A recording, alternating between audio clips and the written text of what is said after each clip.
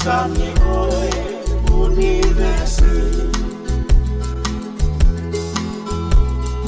Misi kua tubuora e no fotaini Felu teni e ofani e tolu i hai Nga haune mafua whakakoni se visi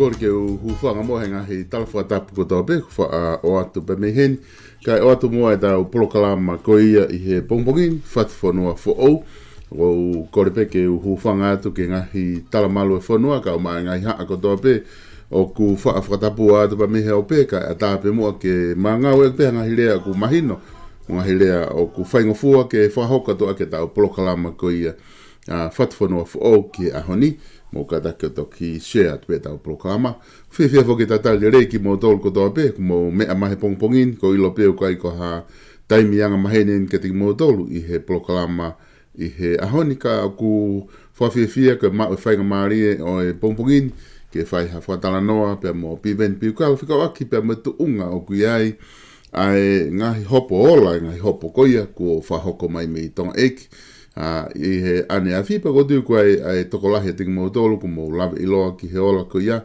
ka ku whawhiwhia fo ke whatwhano fo o ke whai hano wakai ai ola ko ia pia mo whahatala noa pe ki he tuunga ku ai tau lao whili I hono whakahoa ko ia ki he POLOKALAMA o wha o atu pe miheni I he taim tatau pe o ko whiwhia ki tai le rei PIVENI PIUKALA ki tonga ekte mangau ki pe ai re o I he ahoni ko inga ko tu unga ko ia o tau neti ke nga ke lava ke ongo le rei atu ai POLOKALAMA ke tiki mo tolu ki apina e PIVENI fia ke tata le rei ko I he POLOKALAMA ahoni fia ke ai ahoni ko lo pe ku ke osi a le rei he pongpongin pe ku ke mohe fia ke PIVENI Balavi salai koi ko ko le te pe ke ho fa te pe fa tapu ko ia o wa ke he pongpongin ni ko uha au fia lo pe langi ba ko hala he a tonga koi so e winga ta ngawa pe voici fa palpare mai pagi network ai lo toni koi fa isi ko ni he communication ni talpe ta fa tala no ka te pe ke ma ta time ke ta tala no communication ni koi e ka pau e kai ke fa ngawe ai TCC ke communication ni e malava ke hanga he TCC la o kai haska to market e koi ka gai ngai palpare mai he ngawe aki ai TCC he public enterprise ya mo pure anga wai fangi ko ngahi Ko ngai palpare mako na asimai hene. Palpare mako na asimai me savea. Koi. Ai kirikiti pe kau mafai kau business. Koi. Ko palpare mai ko lota. O kau ai pe me ko na TCC kata tokia mai pe ke u public na presla. Ai na foki tata no ke hopo. Mo pa de to fa so mai pe ke foi lao. Koi. Mo ne pito piveni ko tui ko konga nata polokalama foki I he wiki ko si I he polokalama pe weekend I he aho ai nata polokalama a fika o aki foki pa mo savea palpare makoia tohi tangi koia poko tohi ia tohi tangi koia kau ngau ko savea ki he pare mea pa mo kapneti a ka ko tui te tato e hoko atu pe I he issue ko yako issue lahi hange ko ke tano okay tato ko hoko atu pe ai ha whainga maari ha polokalama I ngahi wiki ka hoko mai ka ta foki mo ki he ola koe hopo ani koe ani afi koe ko tui koe ola koe hopo ani afi koe taha ia ha talanoa o ku whakaohoware ki he kakai whanua ko ngā I he tuunga ko ngā iai o ka pau ngā ohovare I he nea u koe ai ola ki he tuunga pehe o whakatatau foki koe eki paremia malolo eni na ne tataki mai ai whanua he tau e ua hiriange ko ia ai pekia ko ia ona po Samuel Akis pohiwa pe ane hoko atu tataki he pohiwa tu ene toa whanua he tau e ua pe ko nea weni ke whiriwhare area I he November tau ko osi pe hoko atu ko ni pe whaia he no whaka ilo ko ni I he taimi tatau ko hulu ipe I he ata ko he kaitikilawa mamata mai ki ai I he tatala noa ka ko hulu ipe he ata ngahi ai whai ata ko ia pe me he whare hopo pia mo tokotaha ko ia kau whiri I na anehanga koko o ngāwe a koko ke whai aki ko no whaka ilo pia mo ne loya I he ne fia pia mo ne tangi I he fia I he ikuna ko ia hopo ko ia na I whakahoko ka te utuku atu ka te koe ke whakatala noa mai mua I he tuunga koe oi hopo ko nipa mohono ola Malo pitolo Koi Iyo na kau ai hopo ko ni he hopo o mahu inga. Koi. Koe mau koe ai kau ka me koe whakau ia koe hopo I. Me nei whakau pe kakai koe kau kati te pe. Koi. O nau whai na whakau koe. Kanai mahino ia I he taimo ne whaire ai mandu whangatangata pe ai taimi ke te whaire ai ha hopo whekau aki pa mai whiri. Koi. O kai ke toi ova he ahoi wa walu. Ko ne ospe ahoi wa walu kai ke toi whailo I. Koi. Kai ke toi whakalao I ke toi whakailo. Nei osi koe ngahi whailo o mahino koe ngahi issue ea koe issue pe he whakaukau ko ni o identifiable ileta, Koi. Hange ko mono atu haki se ki Koe foi whakaukau ana o hake ko teisa.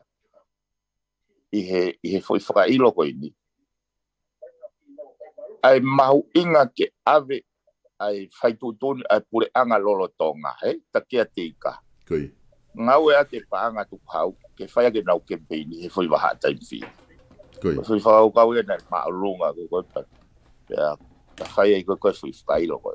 Pea ua, ke sio ange, ke ua, he koe, mei koe kau whakafonga peku saini he mea. Te gai ke whaha hau pehenia, ke hao taha mou ta whakailo tangi te mono wahenga, Koi. Taha mou ta. E koe kau ia, koe kahi mea eu tokoni au pita hapo koe ni. Kene o mai foi clarity, o mai foi mama. Ke hala whanonga tau unu koe ke kaha uwe. Koi. Ka koe mea whake nia solo o kou whe, o mai ai whakaukau pika piksa. Koi. E koe he utotonu ke ako, ke tau ako, me ngahi se halaki, o anga hala whanonga. na tafa polokalama fo pa ta pe tuange pe ke tausio e ku anga o fahinga na naulavaki ai ngau nai ai te os mo uia e ai kakai matea ki tola e whakate mo kālati e whakaukau ke o mai e pure rei o nofoloto he whaunga pure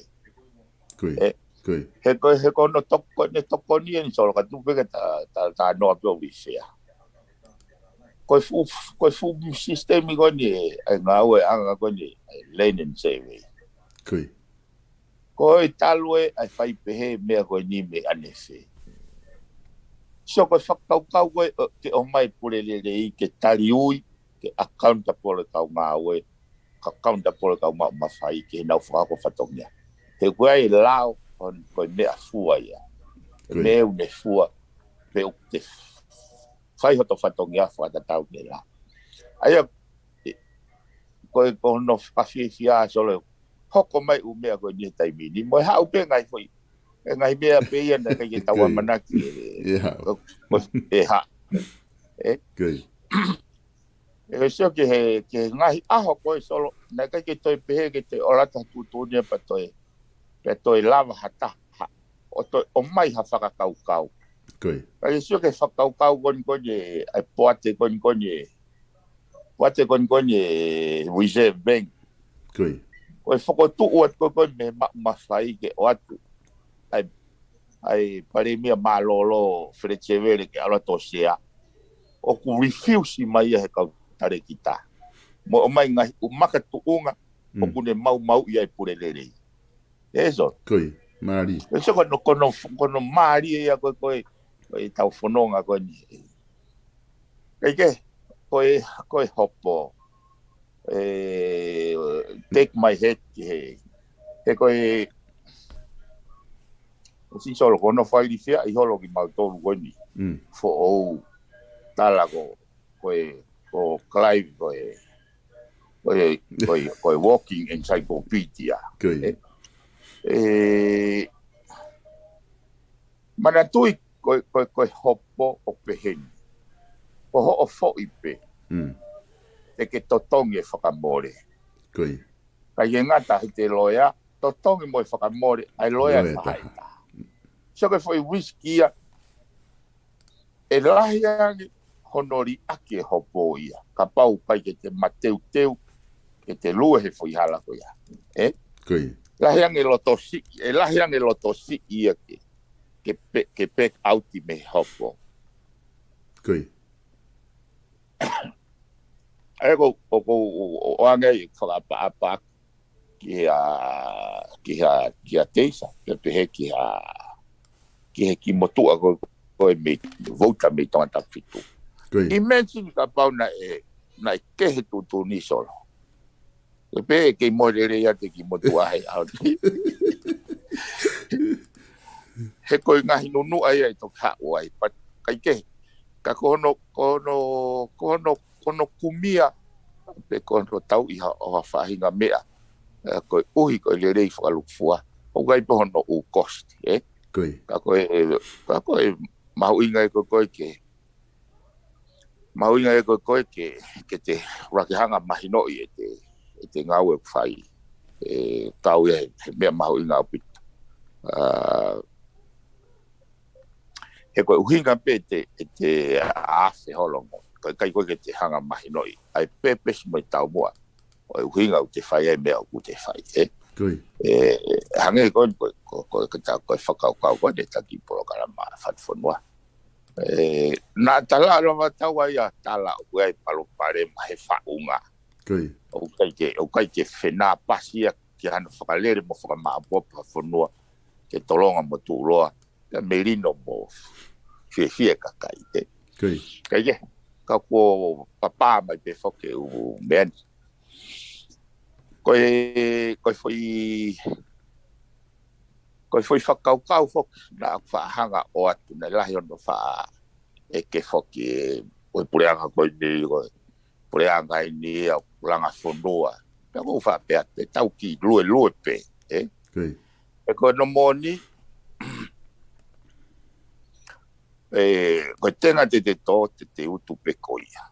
Hei kai ke to ka pauna te to he lavaki, te utu pe he lavaki. Ai pe ko tau sia sio.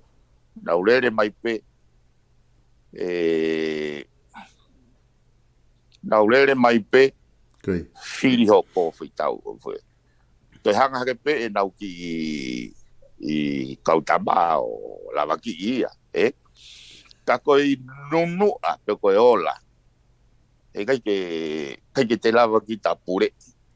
He ku integrate pe nunu a ia ke u exidi. Ka ku hinga ko ke a koi kakai. But there's no noble, there's no glory. I hate hanga lavaki. Hate kaunga whanonga. Tau te fito ka whahinga whei lau ko kwa o more ai mo ui. Hei, sorry. Koi, mona. He koe mōmeni koni na teke mai he te mō hau koni ke pātoa. Koe mōmeni koi ana ke pehe ke toki fish pā I hake pehe. Koe mōmeni koni na talu hono la langa I whakaukau mo tui ke purererei me he valungo fulutupu. Whingo fulutupu hawa le valungo fulutupu. Moni apita. Ta ulahi apita. Oia. Pea koe whakakau ia ke highlight e umea koni ke ako tau tangata. He koe whakailonga ia a society o mo ui. Koe tau continuously improve. Tau ako me kai whihala ke tau tangata koe. Whatondonu ia ke halafononga I ka hau. Koi. Moni apito piveni koutui koe pakoe ni ihi ko ia ku nau te ekipe nau ilo na to koe peke nau Facebook na to ria o toki whanonga koe ni hopo ko ngā ke mo ke tau alu pehe laine te tau koe polokalama whuka ni ma atu koe ni koe ngā koe ola koe ia hopo ane awhi na tala tutu uni koe ola hopo koe he wahaa o toko taha a vouta pia mei he wahenga tonga tapu hongo fulu pea mo ekpare mai malolo ka koe whakafonga whare area ia tonga tapu hongo fulu lolo tonga ko a pohiwa tu ene to aia na tutu uni whamau kene oku hala ia I he tikite ko ia e tahana e taha ki ai aia koe paanga ai koe piveni koe tikite ko ni koe whakailo ko ni na hala ia ekpare mia koe paanga ia e tuaki ko ke paanga ni mamano na nau mea ofa ko ia ki he kulupu kakai whiwhine I wahenga tonga tapu hongo fulu lo tonga campaigni. O ia. Koe whai makatunga koe whakailo koe te isa. Na makatunga ia he wafu koe ia wha. Koe. Pea moe iafu koe ia wha, pea moe panga ni mamano. Koe. Nai palo mesi ange palo mesi ange he minista apa anga oi pure anga o pohiwa. Koe. Ke oange ke kulupu kakai whiwhine atonga tapu hongo fulu. Koe. Solo. Oku maari ai mea koe ni ne whaibe mautara noa ki ai. Ne ongo ui ne hopo. Koe. Kau te o kai ke mautui ke foi whaka ki hono tukuange wafu. Hanga whamau o whakatuange wafu. Koe. O pehe o kai ke mau ai kupu atahai. Kane hanga whakawhihia ai pare miahe foi paanga ni mamano. So kau ki tānoa ke whakau moi makatuonga. Koe uhinga rewa whakatonu lea. Koe foi whai tutuni ene tolu ko whai I he foi lao koe ni I tongani. Koe. Rake whai tutuni koe tamagon ko whamaulahi ko Martin. He hiwa noa. Koe whakatonu lea koe ai whakatonu lea koe ai whamau koe ya. Nane pehe koe whakatonu koe interpretation e foi kupu I lao o ku kaua ai identify hataha ko ai ko hataha na ne receive foi me alfa Koe. Pane toi hanga ia o hulu I mai atafalahi kaua I pa mo voter in general ko nga ka te whai ha mea kai ke te hanga ki taia o ange ka hataha kau hange ko whakau ko wafu. Ko hange ko whakau ko halape anga. Te tanu kita halape anga ko ta mea ofere ki hataha, ki havouta. Koi. Ko public facilities dia, Koi. Ko public infrastructure. How go tamafama ko Paul Zone hopala blagu. Hanga ya o limite fakatonure ako hanga ya fangatangata fakatonure ako o private ko ha taha kune receive taha kune mau ai foi kif pe ko paang Koi. the veritable kif pe ko paang ka pau ko ki hataha ke be indirectly or directly kapag ke yai hataha ya o kune receive identify Koi. kai reo ke me ko ya no mau e kumpuata to ha upe tamago ni fa maula ko ni ha poka sita mo fasi Koi. o to muy tamago bon na de fai tu dia to tu manga wai pe to ha o pe tamago ni muy o tamago ni ka te tu fe ia pe o tano ko mo te sa ke to ave pe ki fa mau ai foi te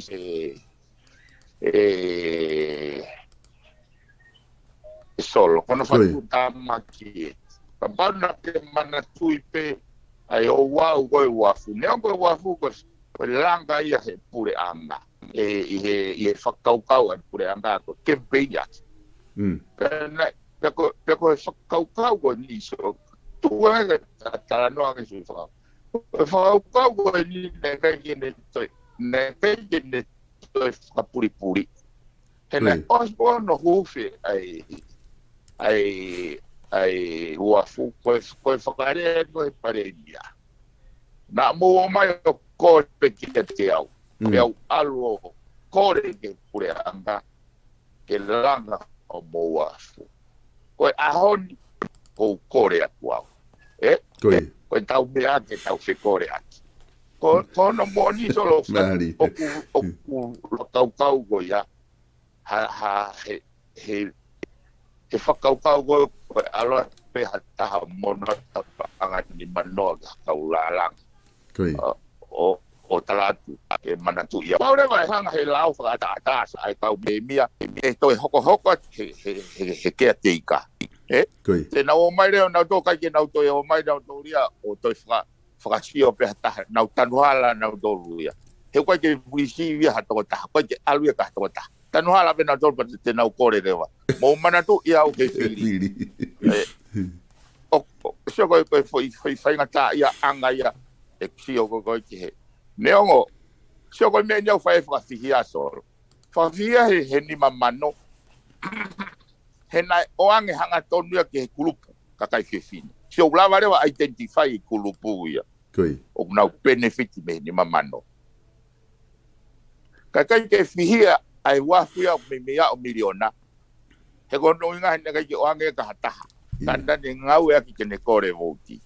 Ai ko fa tonu ya ko tama fa maulahi kon ko mati ni he hiwan doa o kune whakakau ai identify au whalah yang ene hanga o troa e scope ko ki he bribery pane te whakakau e ia mo mea ko ni ka pau ko so ka hanga o tala no e foi hopo ko akirisi he ko hunga ene o hake interpretation ko ni pana argue e Harrison e whamautangi ko ke whakangata whakatonulea fui lao.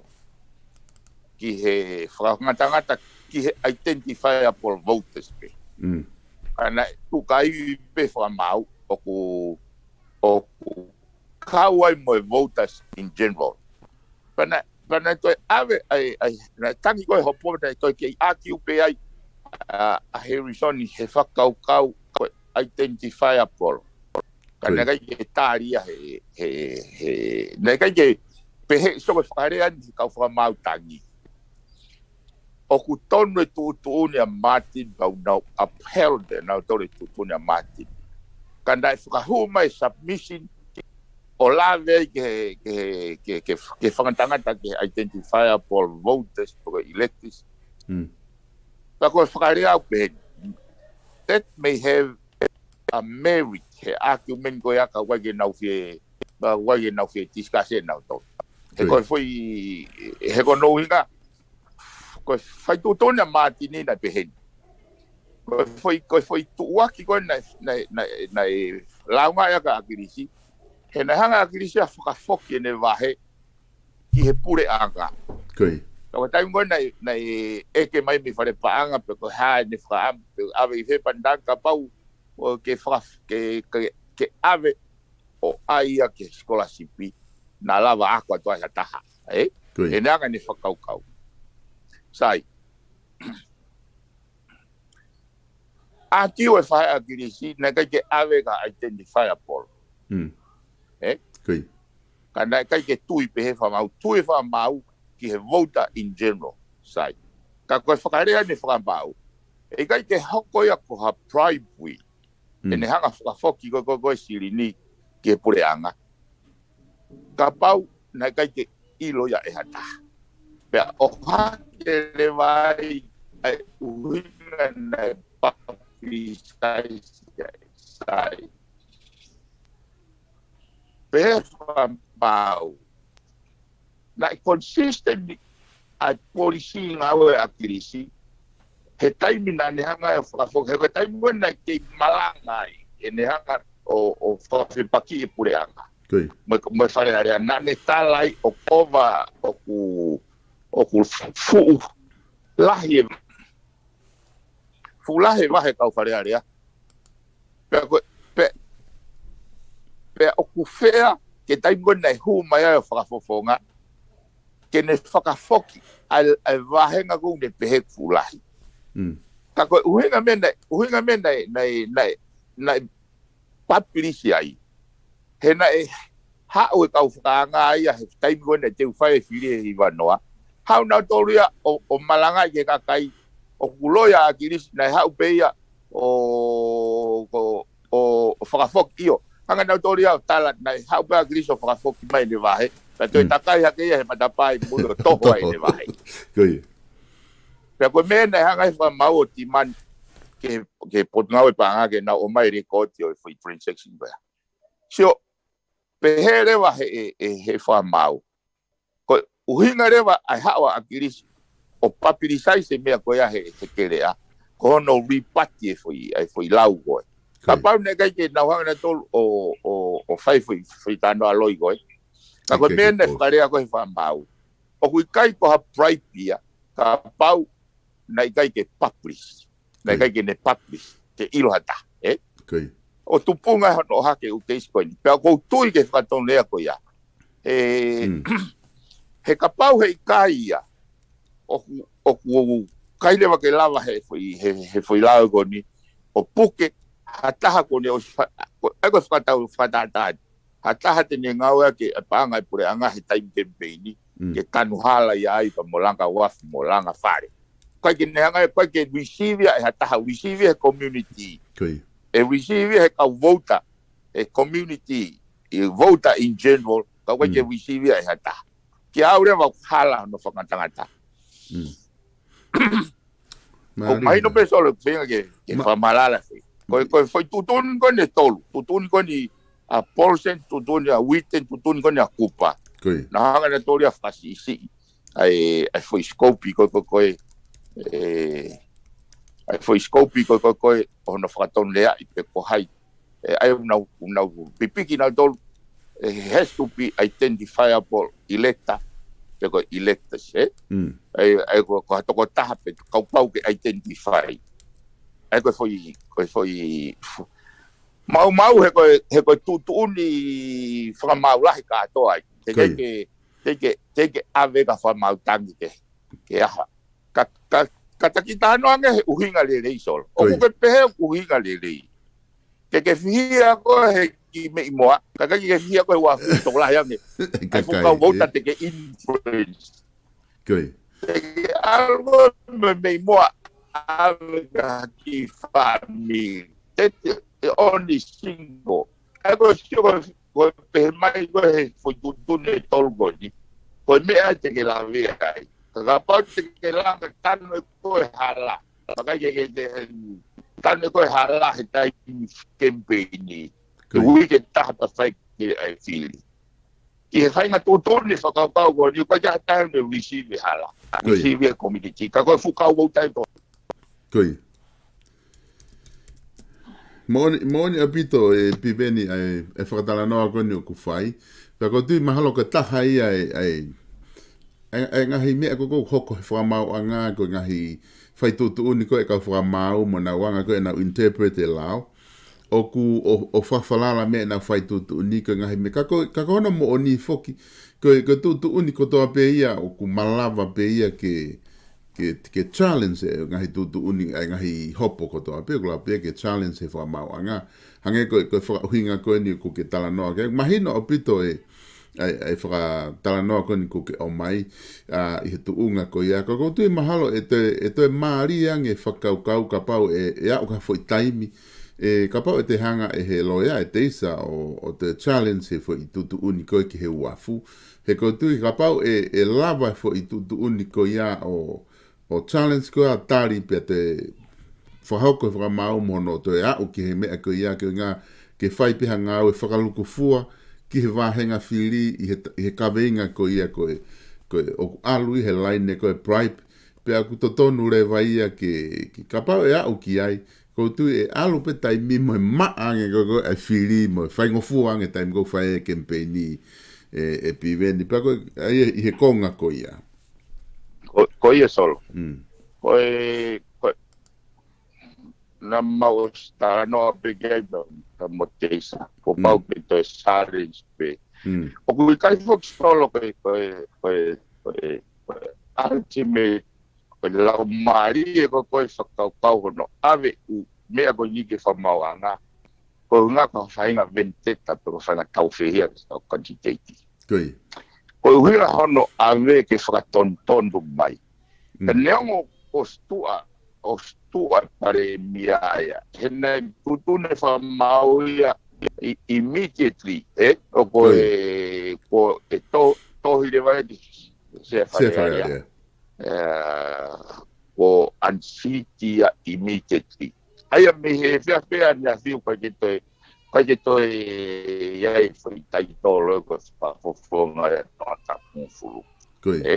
O si ka pai ko la maria ko na uhinga i hono e lava fa mawanga o mai dai society he ka hau ko ka ko tu ko so ko foi ni mamano pa mo wafu na ko te foi pepe statau ke benia ke fili ka ku fihia ni mamano he na identify he minister pa anga ya ai ki kulupu ai ko ki women's ko ki kulupu kakai fe fin ka ha me how ai wa fu ia o wi kai ko ki kulupu ka ko fu tonga tap ka wota ka to fo fu o me mata to so o wai me ai o ko ngo ya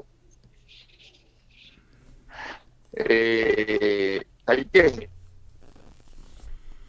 ko mea ko ni mana to te ke silencia he fama anga tangi ko fama anga malunga ia ko mea ko ni o tu tatawa motesa ke ave e ko la marie mea de ansita po hiva ko la marie ke provide mana to ko talking au ya ke tahe ya ni final experience ke pehe ko ha me ha pe ka fama ko ni muy pehe ke ko foi tutun ko he hopa la ko pe he fa ma la hi ko tam gon ko Boston o ku kai ke pai ni ke muy foi tutun ko tam ko mati pene pani hanga re vai of tanga ke identify polo ka pange fo ko la ko ni kai pe ke make sense fa ton lea Koi. E koe whakarea koe whila tua ke ai mea koe pai e whi fihi Koi. Koe ke tau mui pe ai. E koe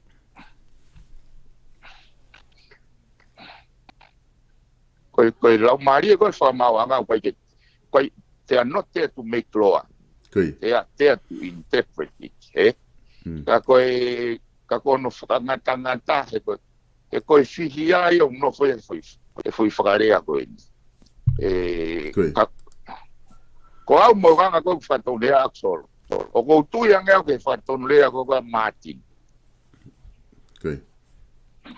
So koe whakarea ai. Koe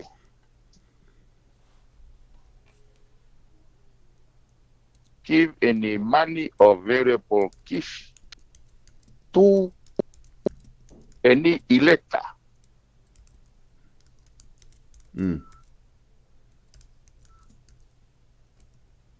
To any elector. So foi ki whakaukange ki ta ki whakaukange mea koni. Koe foi hu koe any elector. Koi. E koe whatonea rewa he kau whamau kone tolu. You must identify a elector. Elector. Ai koe whakarea koe he person koe any elector koe kau voters in general. E oku kau ai. Koi. Ai o ki whakanau i he kau whamau ia koe ni a definition of any elector ke ko pau ke wak identify elector. Elector. Koi. I mean, so ko foi fuake ni mamano. Kapana ko fuaki.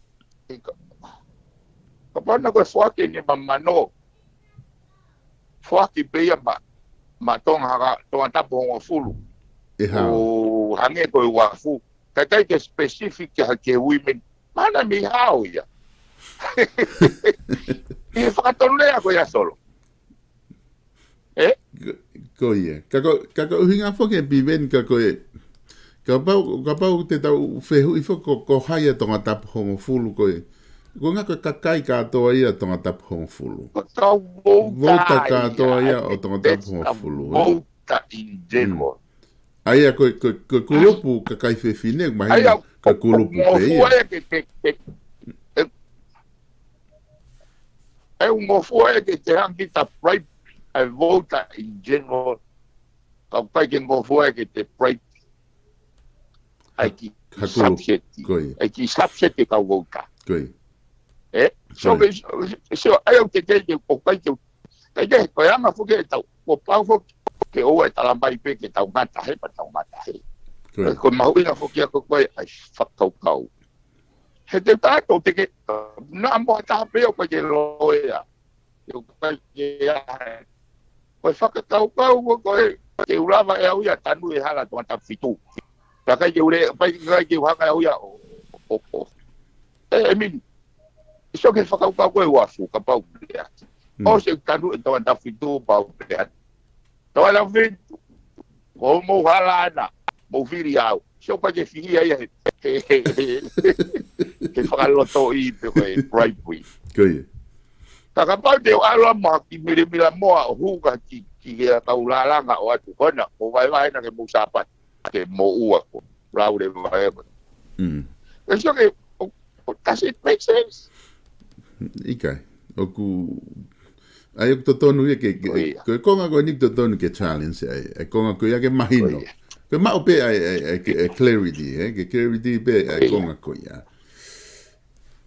Haku maria pito piveni ai tu kone lao pa ku ai aku I he tuunga koe koe lao fili. Ai koe konga koe ia. Hine mahino koe ni oku mahino pito ai mea koe nu ke whinga ke talanoa ke ai hange koe ku ke talanoa ke ai pa moelo ia. Pa mo tisa ke challenge he foi konga koe ke mahino. He kapau e kai ke mahino e ke hoko ka tau pe hepe koe a upe ke time campaign ni e ke lava pe ai pure anga ia o aho ko ia ke nau ke fai penatore ngai fungau in general ke ngahi wahenga Kana whakalaala pe he atu ko atu eni ma kau kulupu ko na langa fonua kana kai tangata pe kulupu langa kana ai pena to ko foi me whakawahenga te nau kei hao pena to kakapau lava o challenge ke lava o lava o define le re foi la o mai hono foi whakangatangata ko ke ngata ai ke mahino o ku kau mo foi wahenga katoa i he bribe ko ya e toi maari ange e ne tu e piveni. Ka taim tatau fuko o kei lava pe a e pare mia ko ni e whafufonga ia ko ni malolo tonga taponga fulu e kei lava pe a challenge ai mea ko ni whamamatangi o ka pau o kune tui kua ha makatunga le rei piveni Io, koe firia ke te whai, e ta soisoi i te tō. Ka te o whamala ala pe he tōtoni. O whamau wena na ne ta e fui whaala wena. Ka whamau ta ono wena o toka ngā popla whamau. Na very precise ne hanga o vete mai, ai uhinga une whakamoa iai. E pare mia malolo e foi ni mamano, Kui. Na e foke aki menene te ke totongi ga. Ta koe foi campaign i vega ga i totongi. Ka kosfia, e kupsi ua ia ko stara mai e ku kawai, pia moha o palo mesi pe. Kui. Ka pau ke palo mesi, te ke foati. Ka ke kawa, ai kone uinga kaire ke te mauinga pe nai oangi. But promising them o osfihia pe ai foi lao, Kui. Pe ko bena, pe ko kawe mea neongo nai ko tila me mau, nai hanga he pare ngia e whai kai, nega iana se mai noak. E pe ke te ilo te ai. Ka kone ko nai pulu i fōkai whai video ia. Kai mua nai rea ai pare, rea i koko tila mau e whai whoati. Pasi e pare ngia mo se fia. Ko ngai e mea nai hanga i wha mau o piki. Ko endorsement ia, ko e concept ko agency. Ka pau e ai ko te directly directly on your behalf. Ai concept ko agency he na whamauanga he bribery ko te paspasi si. Hoku maari a bito piveni he kukau e a whamau ko ni e whamau kupa. I he... O kai ke tui au ia o wai ha whainga maari.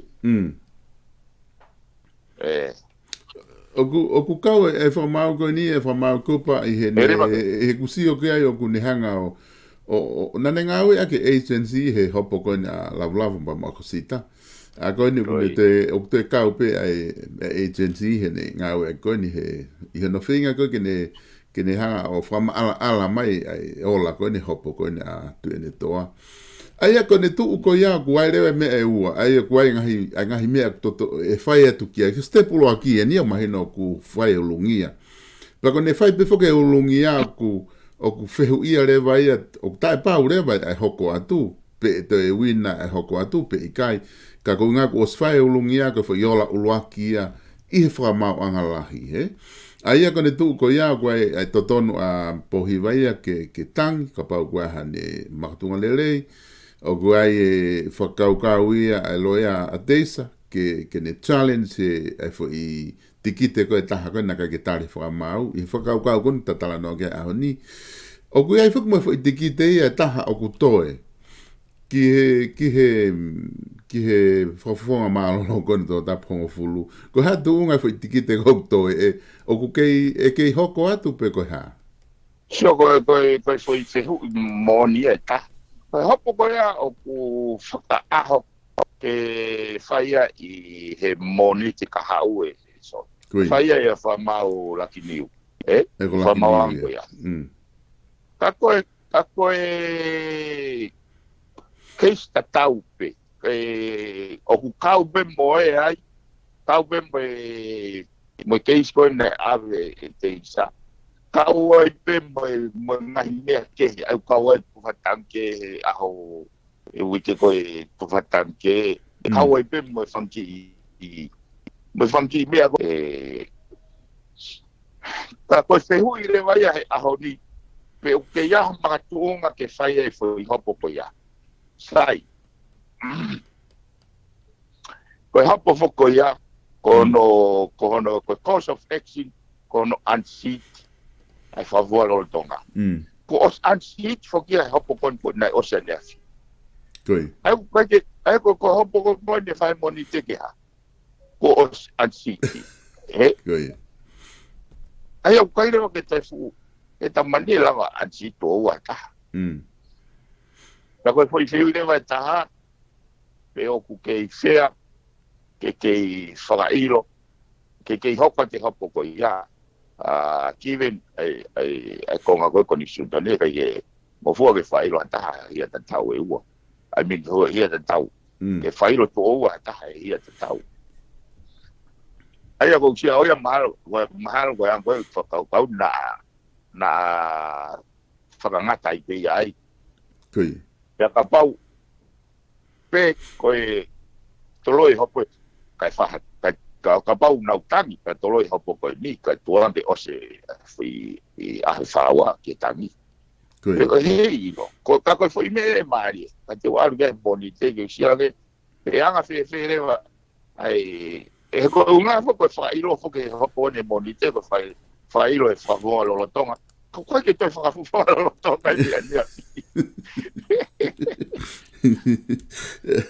ko ngai a piveni o kutuku ke he pe ka pau ko foi tikite ko fai ke fora ilo ko ha fahinga tikite ia I ha fahinga direction ia taha fahinga me a fai I he hopo I he campaign ka oku ka ke ilo ia pe totonu ke pe ko ke ilo ia pe totonu pe bribe ai fahinga action ko ia tu ke ka pau I he fahinga na tula pe he tikite ia Pero tau sa ture e ai pe hono uhinga ke hoko atu ke fai mo define mai foi konga ko ia ke fai mo clarify mai ke mahino o ku kai ke sai e tufatang ke vai pe kai ke sai e ha fahinga action o fai he kau quantity ai ko ne osen ke o hopo ko ni la hele fanki a ku fusi mai a fo ngata ke campaign hoko e tau sa ka ko konga fo ke taha ko ni nga ke te tasio ki ai ko te kai fo ke fai ko ni ai foka ilo ko ni Mantu na eta polokalama ki mona e pehe ko whakailo whakamā e ni, he?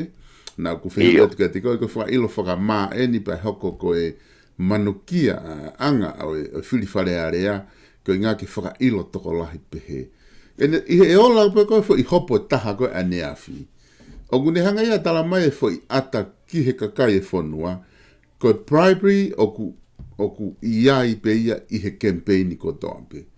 Nga ko me ko ke pe mai ko na ka ke fa bribe ka to sa to ko fo yo like ni na ta pe o sia to fo bribe ko ni na fa ko na mo wala bla ko hoko pe ya ai ko no ta fo ka ilo pe ona u fili fa area ka fe le pe ka kai an city he bribe li ka pa e si o ke ka kai pi ven ka ta fo ka o se pe ko nga ko ya a ke to ta na fo o se mai pe ha me te ke fi fa ma opo mai ki ke nga kata toki hoko ate hui ka ko fefe tu nga hopo piven io ko tu ko hopo solo na mo wa pe fa maulai na I vava ko ia kana ai ngai me mari na asi he hopo pe o go tui o ku consider lelehe for mau. I think he need more time to consider. Good. And I can't foki mo hopo mo ko foi tikite fa na fa ki I hopo tonga tap fitu. Good. And I kau tanu hala he foi issue na hanga AQ. O kuna tula tatau tanu hala pe mo wafu. Good. He kai ke avea maha ataha, kau avea ke kau voters in general. Koi. Ai ko foi subset lahi ia. Koi. Ko foi setia ko kau votes o ave ki ai. Ka pau de tau muy nga fai tutuni ka tok identify has subset me foi seti lahi pe tok moua. Ka pau ko o ane mai foi seti lahi pa kai moua. Kage. Kana wanga o aki ia ke whakaukaua Martin. Pena ebe mo ngai mea ke ko nanga jo mana ke fu folo pe hende o boka na ilo pe ona tok fok mai fa maula i mi mama. Ka ko tui pe ko ka kai ke fu fa papau pe ton ke talando au ke te la pe fai ai mea. Ai ko ka te ko fa papau ko ka kando e hopo. Age ko la mandi fo pe palo ya fu I'm a freedom fighter. Whakakau ia ko ia me whakakau i loia. Koia. Mau sai pe piveni ke... Mui ai mea. Koia. Mau sai pe ke tuku pe kakano ai whi hopo koe ne a koe. Ke ta toki polokalama pe ai hane mahino ku tuku mai tu uni. Ke ona uesia hawhai ngā mea i he kona uke ngā ue pe whakamau la hiki ai. Peku lahi pe taimi ia koe ngā ke toki whaha hata tala noa ki ai i hopo koe koe. Kako mea bini ku mahino mai ku os taimi peke mai ai ola ko na tok fai pe foke os pe hopo ia ko ni a tonga ta fulu he weekend pe ko ni ma mai pe ola ia ne afika ke ko pure pe fra ma anga ko apa ko ha mea ku toltolo e ko fe mo ikina ko mea pe fra ma anga ka ke ko ni he hopo ko ni ku ta no ke a honi ke fa ma popo mai pe ai i he konga ko ia ko tu ka ta toki tala noa i ngai paloparema koe lao whiri mo mea hata mahino mai ahi hopo ko ni koe mahino mai ko polokalama mai wika hau. Ko ia, malo bitol, se sai behe ku kei koe whakakatoa whi hopo koe ni. E neongo ko asive ai course of action ia. Ka koe foi pika sa fo hanga ko glau ko kene ke toi mama ko tui ka pau e tangi e fai gonya pare mia e kaulere ia ke toi o hake foi isiu ke na ksia o ia ke fa mau ko anga ku honest observation ni fa mau na kai ke toi fu lo toi ke ne toi ke toi more hono taimi he wafu he kulotonga ua foi whakaukau, he? Ai mana ko ne whakaukau, mahal ko ne whakaukau whakanaia, ko ospe unga pe ke ansi te ipra, whai moti. He nai toko ospe hopo, ne toko ospe na umalanga tuku pe, to pe lulu tala rewa ia, ne tutuni ane naki pe. Iko ia.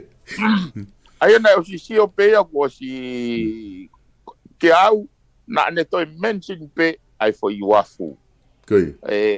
Hange pe ke au e anga ne, ko ia he ke toi more taimia ke toi alu ia he ko si fe unga pe foi taha ko anti ti pe ia foi taha ko e ka ko si o ke ai o ku ne ke whole pe view he nai aki ui fo kia he malanga e teisa ai foi poini ko ia mea ko ne ai fo ke tala tutune i wa pane pe he lo tongo e malanga I will think about it. But te toloi ke he wā maaro kai tuanga ki foi taimi. Ka usio koi kia ina kai ke te fu no foi a hoha ke foi mea ko ngā ko si ansi pe he foi me. Ka hange ko glau o kai ke utui te mau whakangata i pe whakaukau he. Te ko uhinga ia na hanga whakakau e tan palahe. He ka pau he i kai. Tūla mea ngofua pe a hono influence e kau wauta. Koi. Kai ko whakarea ko Paulson he hopo ko lavu. Ko uhinga ia no whakangata ai expenses i he campaign. Kai lava ke provide a level playing field. Kai lava ke whire ka kai tau ataina. Ki he kaweinga visone tau kei o tangata candidate. Ka wikai ko mea me tufa. Koi. Kai ke. Kako tui Solomon aku feunga pe kata ito Maria ngata lave ke wisiu ko ni kau. Mahi no pai ko nau pe au te wa ke ni hu ko toko tamai ko email. Kako ka vat ka ko mahi no ye au la he ho mai fo kia me ha nge no pe. Kako ka te ga ke ndau ilo ne to ka kano go hopo. Ka kano hopo ya ko pau ke folo ya. He manatu ina ula via upai ngahi criminal offenses ia na ku hanga au ia silence au put forward au ia I whakaukau koe whatogia whakambau lahi to administer justice o kui kai ko administer a wharehopo justice in the bigger scale of things hange ko whatanoa ko koe ke systemi e kai te ke tangu tuko he fohe pa ke complain o paeva and expect that you can deliver a purpose mo function na mealere. Ko pau ke responsible ai ko kuinga ka pau le ko ha konga he foi sitiso systemi o malfunction. O kau mo ya hono fatongia if he is the one that administering justice e fonua ko tonga. Ai ko pe o feungai koe foi faiva kakato ia. Malo bito piveni o ku fa malo la he te lava ko ia ta polokalama fatfonua ki he ahoni fa malo atu ki he tikmotol ko dobe mo mamata mai ki he polokalama ka nga kata tok hoko atu I he wiki ka hau he mahina mai nga hiola ko e hopo piveni o fa atu ke te koe pe mo nga u fai pe mitonga na. Alo pitsol ofat. Yeah. Koe ngata iha tau polokalama fatfonua fo o ki he ahoni fa malo atu kainga I ho mo mamata mai ki he tau polokalama lava ke tau hoko atu ai pe ai ngai polokalama ko ia I ahoni fa malo atu ke te mo tol ko dobe ko mo fai ai ngai tokoni fa pa anga ki hono fa hoko atu ngai polokalama ko ia o ku o atu pe me heni ke tau inasi ai I he taimi ko toa pe tau fito ki ngai I te mo tolu fa foi tui pe he foki ki he kau taha ko ia South Pacific Loans, noa valungeau valu, hiva valu, whamalo ke te kinau tolu I he lava, ke nau ke I tokonia ai tau ngahi polokalama ko toa pe stalektu pou pe moe South Pacific Loans, o ku nau tokonia ai ngahi polokalama ko toa pe o atu pe me heni, fika telefoni ena ka noa valungeau, valu, hiva valu, te ke lava o whetu take te kinau tolu iha whahinga taimi pe. Ka ki ngā tai ko tau wharekoloa wala ko ia I tonga eki. Page Fashion Store, hanga atu ki he taimo e peo building I loto, nuk alofa, loto ngā ue, loto ngā awa pe wharekoloa he tainimi, lava ke whetu take ki ai. E kau pe, ko ho whakatau pe hao wala me iai, o ku tokoni lahi au pito ia, ke hoko atu ngahi polokalama koe o atu pe miheni, hange koe whatwhanua fo o, koe hafua ngahi polokalama ko atu miheni, e tokoni au pito, ka pau te geafe o whakatau, hao ki wala ihe, Page Fashion Store I loto nuku alofa lahi au pito, ai wala o ku iai, te ke lava o tori mo whiri me ai, ihe taini mit, whia telefoni na walu, fitu noa, hono nima, ono fa walu fitu noa ono nima ono fa kamomea